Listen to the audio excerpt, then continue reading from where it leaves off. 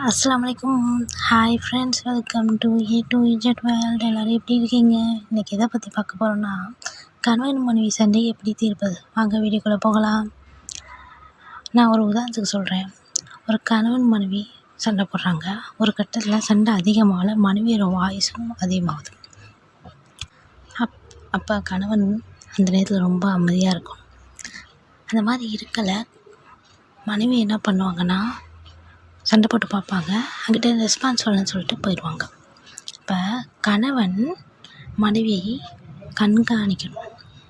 கோவமாக இருக்காங்களா, சந்தோஷமாக இருக்காங்களான்னு பார்த்துட்டு அவங்களுக்கு பிடிச்ச ஏதாச்சும் ஒரு விஷயத்த வாங்கிட்டு போய் அவங்கள சமாதானப்படுத்தி கொஞ்சம் கொஞ்சமாக என்ன நடந்ததுன்னு கேட்டு யார் மேலே தப்பு இருக்கோ ஈகோ பார்க்காம சாரி கேளுங்க.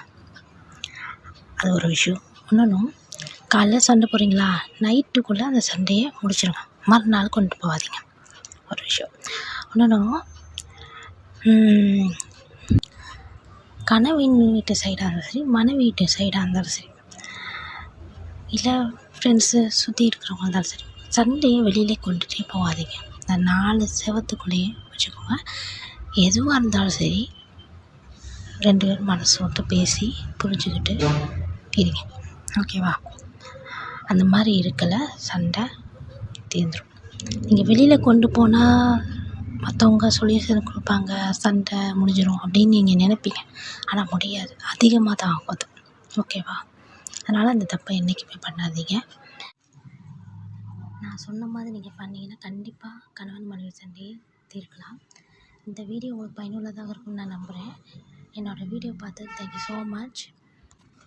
இந்த மாதிரி உங்கள் லைஃப்பில் எவ்வளோ விஷயம் நடந்திருக்கும், அதெல்லாம் நிறைய பேருக்கு யூஸ்ஃபுல்லாக இருக்கணும். அந்த மாதிரி நினச்சிங்கன்னா கமெண்ட் பாக்ஸில் கமெண்ட் பண்ணுங்கள்.